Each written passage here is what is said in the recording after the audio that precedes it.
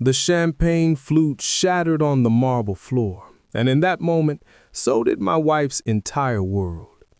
The laughter that had just been aimed at me froze in their throats, all because I'd finally answered their question.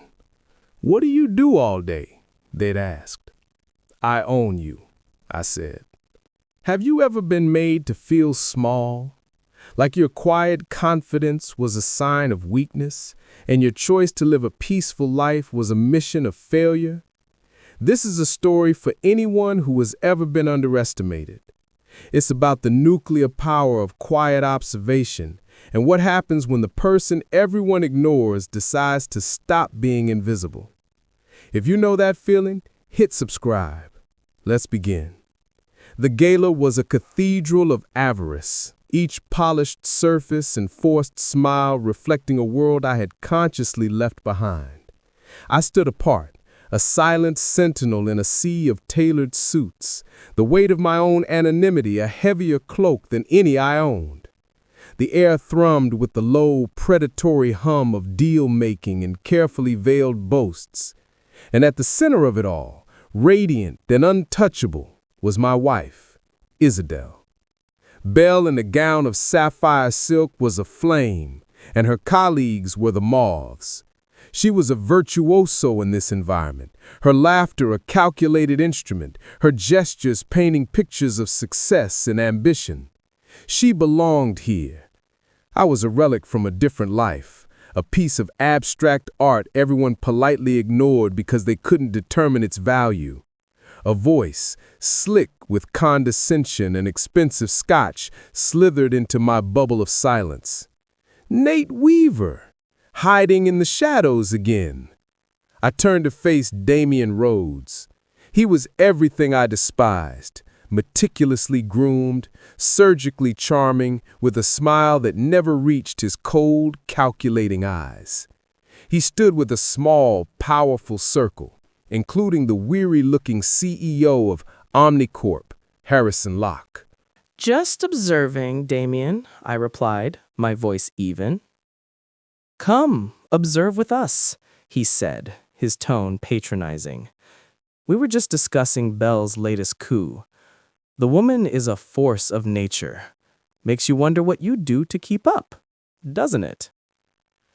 Belle materialized at my side, her arm linking with mine, a public display of unity that felt as fragile as glass.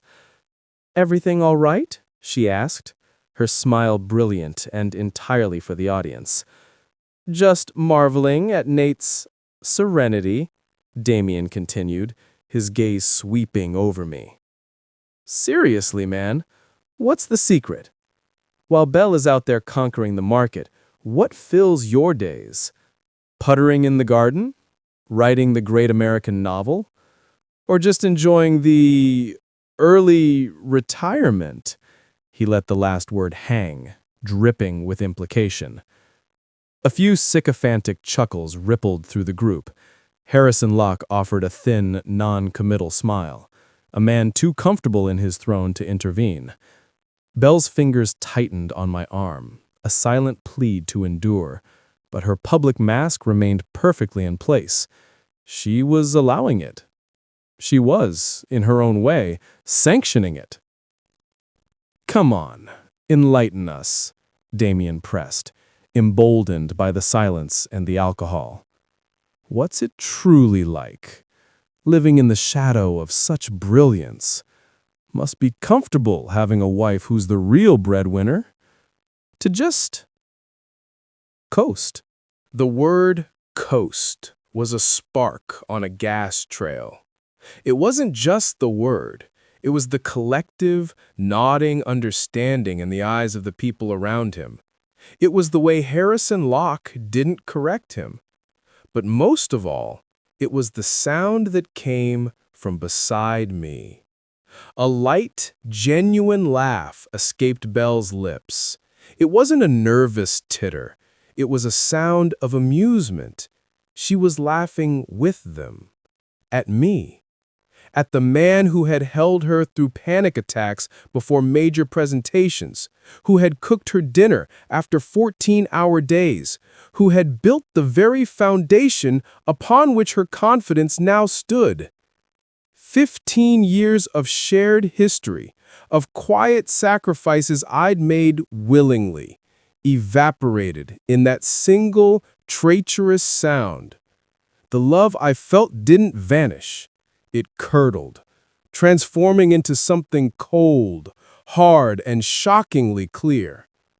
The laughter began to die down, expecting my usual retreat, my placid smile, my silent acceptance of my role.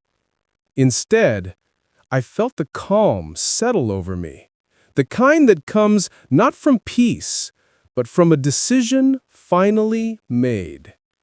I smiled. It was a small, dangerous thing. "You're right, Damien," I said, my voice cutting through the residual chuckles, silencing them. I slowly turned my head, my gaze sliding past Damien's smug face and landing squarely on Harrison Locke.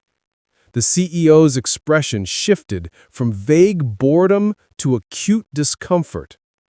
"Harrison," I said, and the use of his first name made his jaw tighten almost imperceptibly.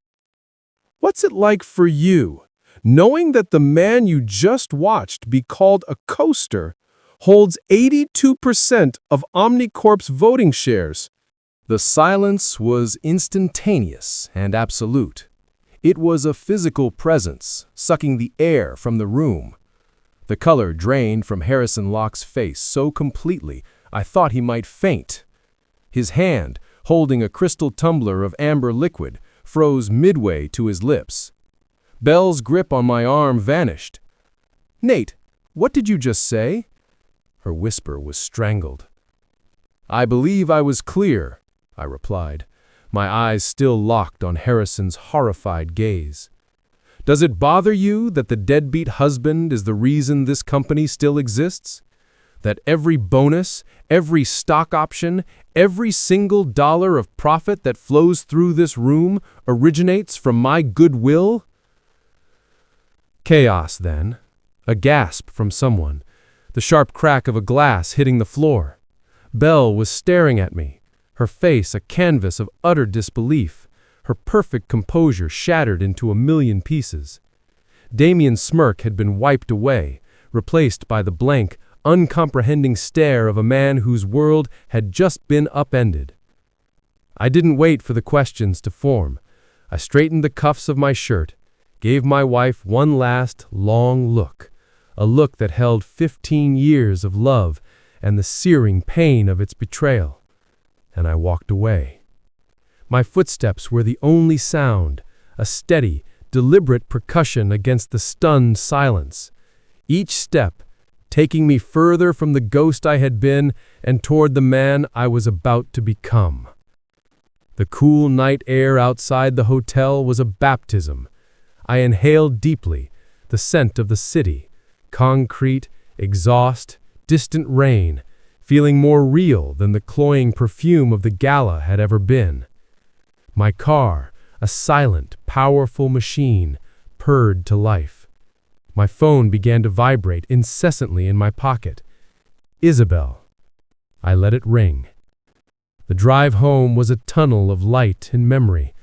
I saw Belle's laughing face superimposed over the windshield, the image searing itself into my mind. I remembered the early days when I was the one burning the midnight oil, building Viridian Dynamics from a scrappy startup into a formidable player. She had been my refuge then, my cheerleader. When the offer to merge with the floundering Omnicorp came, it was she who had urged me to take the deal, to secure our future. "We can finally breathe, Nate," she'd said. "You've earned a quiet life." I believed her. I'd taken the majority stake, installed Harrison as the frontman, and vanished into the comfortable anonymity of a blind trust. I became the silent partner, the ghost in the machine. I thought our marriage was my greatest achievement. I was wrong. It was just my most comfortable cage.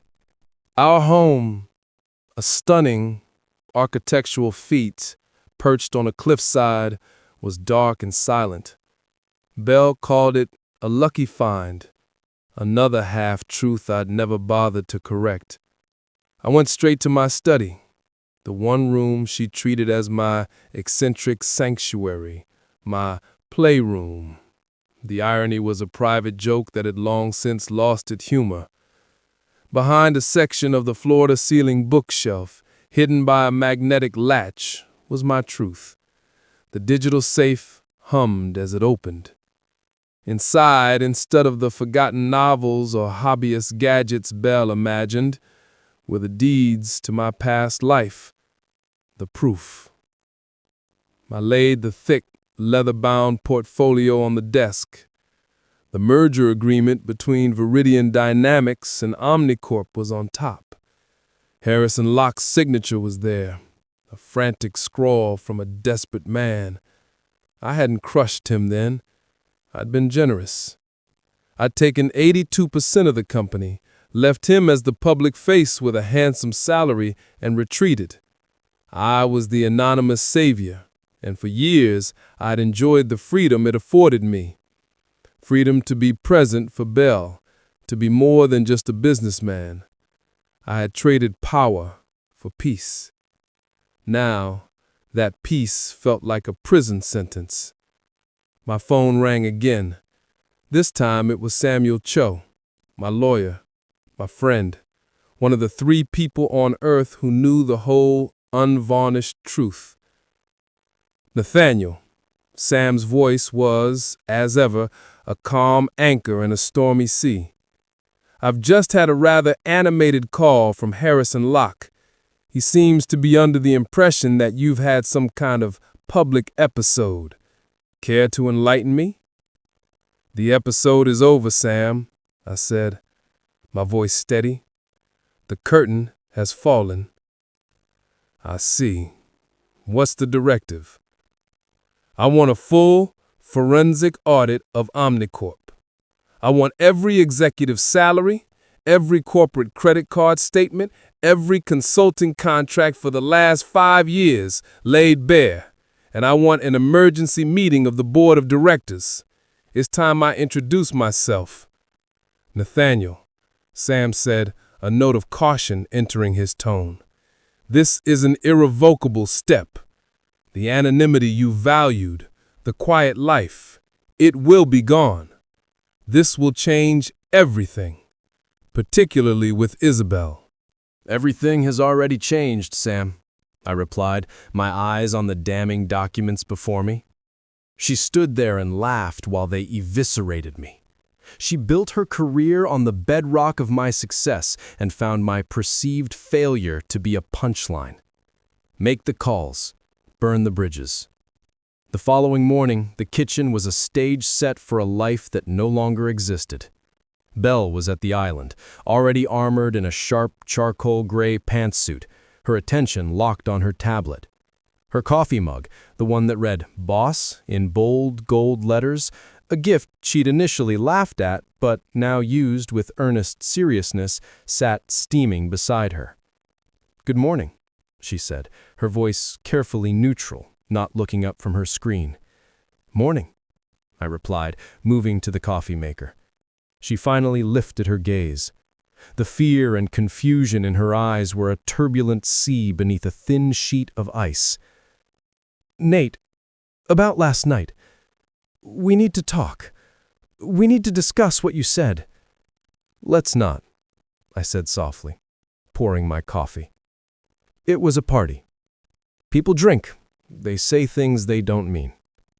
The relief that washed over her face was so palpable it was almost a physical force. She actually believed I was capitulating, that I was retreating back into my harmless shell. "They were just jokes. You know how Damien is after a few drinks. He didn't mean anything by it. He's just insecure." "Of course," I nodded, taking a sip. "He was just being himself." A ghost of a smile touched her lips. She thought she had won. She thought the natural order of her universe had been restored. So we're good? You're not going to do anything drastic? Wouldn't dream of it. My voice was a quiet murmur. As she left, the sharp, confident click of her heels echoing through the house, I opened my laptop. I drafted a short, brutal email. Harrison, provide me with a complete report on all executive compensation, corporate card expenditures, and any potential conflicts of interest within Omnicorp's upper management. I expect it on my desk by 5 p.m. today. Regards, Nathaniel Weaver. I hovered the cursor over the send button for a single, suspended moment. Then I clicked. The war was declared. The response was a tsunami of panic. Sam called within the hour. Locke is apoplectic. The audit request is formally filed. I've also done some preliminary digging. Your friend Damien has been steering lucrative contracts to a strategic consulting firm owned by his cousin. It's a shell company. And several members of the senior leadership team have been using the corporate jet for personal vacations, billing them as client outreach. Harrison has been willfully ignorant. Send the preliminary findings to the board, I instructed, my voice cold. Schedule the emergency meeting for tomorrow afternoon. The corporate rumor mill ignited. My phone buzzed with a series of texts from Belle, each more frantic than the last. Nate, what is happening? Damien was just walked out of the building by security. There are whispers about a massive audit. The entire C-suite is panicking. Nate, answer your phone. This isn't funny. I typed back a single, calm sentence. Sounds like a standard corporate reshuffling. By late afternoon, Sam confirmed the board meeting was set for 2 p.m. the next day. The requested financial documents had arrived in my encrypted inbox.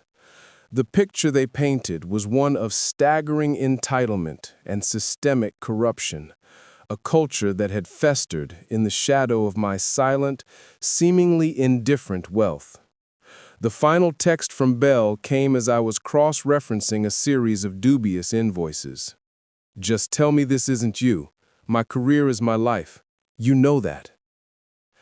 I stared at the words on the screen. My career is my life. Not our marriage, not the truth, not the 15 years we had shared. Her career, the one she had so proudly built inside the gilded cage I owned. I closed the laptop. I did not reply. The quiet husband was dead and buried. The next day, I selected a suit from the back of my closet, a piece of armor I hadn't needed in years. The wool was dark, the cut severe. It still fit like a second skin. Belle had already left, muttering something about damage control and leadership meetings. The poetic justice was almost too perfect. The lobby of Omnicorp Tower was a monument to glass and steel ambition, a place I had only ever visited as Isabel Reed's quiet spouse. Today I walked through the revolving doors as its architect and owner. Sam was waiting for me by the private elevator, impeccable in his own dark suit. He said, "The board is assembled. They're nervous. Locke looks like he's about to have a coronary." I said, "Good," my voice flat. The elevator ride to the penthouse boardroom was silent and swift.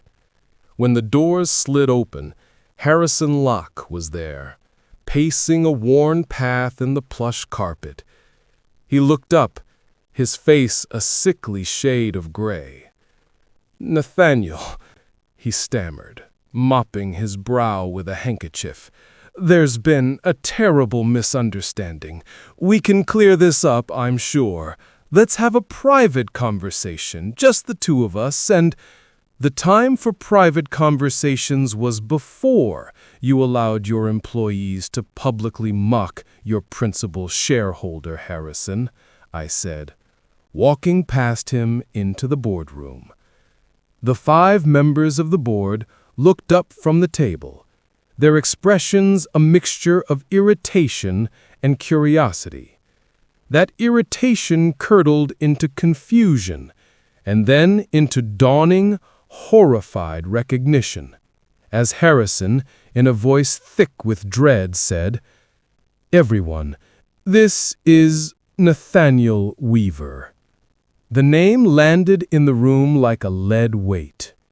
Then I saw the pieces click into place in their minds. Nathaniel Weaver, the founder of Viridian Dynamics, the myth, the ghost. "There appears to be some confusion," a woman named Evelyn Reed began, her voice sharp. "Our records indicate the majority stake is held by the Prometheus Trust. And I am the sole beneficiary of the Prometheus Trust," I stated, taking the empty seat at the head of the table, the seat that had been symbolically reserved for the anonymous investor for over a decade. It was a private arrangement for my convenience. Harrison has been aware of my identity since the day he signed the merger agreement. All eyes swiveled to Harrison, who looked like a man staring into an open grave. "For the last decade, I have observed this company," I began, opening the portfolio Sam handed me. "I observed a leadership that believed itself untouchable, a culture that rewarded sycophancy over skill and extravagance over ethics." I slid copies of the audit findings across the polished mahogany. "You will see evidence of executive bonuses that bear no relation to performance, corporate retreats to private islands that served no business purpose, and a senior vice president, Damian Rhodes, who treated the company treasury as his personal trust fund." I let them absorb the evidence, watching their faces cycle through shock, denial, and fear. "Therefore," I continued, my voice dropping into a calm, unwavering tone that commanded absolute silence, "as the majority shareholder, I am assuming direct executive control of Omnicorp, effective immediately.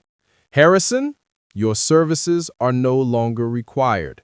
Your resignation will be accepted now." The room erupted in a flurry of protests, but I silenced them with a raised hand. "The termination of Damian Rhodes is, of course, upheld, but that is merely the first step." I turned my gaze to Evelyn. "This company needs a leader, not a politician. I am appointing a new chief executive officer." "Who?" she asked, skepticism warring with a newfound caution. "Dr. Oris Thorne, from the robotics division." A stunned silence filled the room. "Dr. Thorne?" sputtered another board member, a man named Charles. "He's a researcher, a brilliant one, but he has no experience running a corporation of this scale." "Precisely," I said. "He has been busy creating the future, not playing golf with clients. He understands the engine of this company, not just the paint job. The vote is a formality. Dr. Oris Thorne is your new CEO." The vote, as I knew it would be, was unanimous. Power, when it is real and absolute, does not need to beg for consensus. As the meeting adjourned into a shell-shocked silence, I saw her. Isabel was standing just outside the glass wall of the boardroom, her face as pale as the moon. She had seen it all. She had heard the gavel fall. She had watched the man she thought was a simple, quiet husband dismantle the pinnacle of her professional world with the detached precision of a surgeon. I walked out of the boardroom, past her frozen form, without a word, without a glance. The message was received, loud and clear. The person she had been married to was a carefully constructed illusion. The reality was far more formidable, and he was just beginning to exercise his power. The following months were a period of intense, cathartic reconstruction. I became a visible, though not domineering, presence at Omnicorp. Dr. Thorne accepted the role with a humility and fierce intelligence that was breathtaking. He dismantled the old hierarchy, promoted based on tangible achievement, and fostered a culture of open collaboration and relentless innovation. The fear that had permeated the offices evaporated, replaced by a vibrant, electric energy of purpose. We launched the Weaver Foundation for Ethical Innovation, a philanthropic arm that funded STEM education in underserved communities. It was no longer an anonymous donation. It was my name, my story, my resources, actively building a legacy I could be proud of. Isabel took an indefinite sabbatical. "I need to understand who I am," she told me one evening, her voice hollow, "when I'm not defined by my title at Omnicorp." I didn't argue. The chasm between us was vast, filled with the wreckage of her assumptions and the echo of her laughter. 3 months later, we found ourselves back at the scene of the crime, the Grand Majestic for Omnicorp's annual Innovation Awards. The same ballroom, a different universe. Dr. Thorne was on stage, his presence calm and authoritative. And now, to present the Visionary Leadership Award, the man who saw the true soul of this company long before the rest of us, Nathaniel Weaver. The applause was not the polite, forced sound of before, but a roaring, genuine wave of respect. As I walked to the podium, I passed the table where Isabel sat, alone, in a simple, elegant black dress. Our eyes met. There was no anger left, only a deep, profound sorrow, and the first fragile green shoots of a new understanding. I reached the microphone. "Thank you," I said, the room falling silent. "A few months ago, some of you learned something about me that was, perhaps, surprising. But the real surprise isn't who owned the company. The real surprise is what we can achieve when we remember that a company is nothing without its people and its integrity." I spoke of Dr. Thorne's leadership, of the new culture of respect, of the first cohort of scholarship students who were already on their way to becoming tomorrow's pioneers. "They say the best revenge is living well," I concluded, my gaze sweeping the room, briefly touching Isabel's. "But I've learned it's not about revenge at all. It's about redemption. It's about building something so true, so meaningful, that the past loses its power to hurt you. It simply becomes the foundation for something better." The applause that followed was a balm. The mocking laughter of the gala was a distant, insignificant memory, replaced by the sound of something being built together. I walked off the stage. Isabel and I had a long, uncertain road ahead, a marriage to carefully reassemble or to respectfully lay to rest. But I was no longer the ghost, the accessory, the silent partner. I was Nathaniel Weaver, and I was finally, completely home. This story isn't really about corporate takeovers or public revenge. It's about the danger of assumptions. We are so quick to assign value to people based on their visibility, their volume, their titles. We mistake a quiet nature for an empty one, and humility for a lack of ambition. The quietest person in the room is often not the least powerful.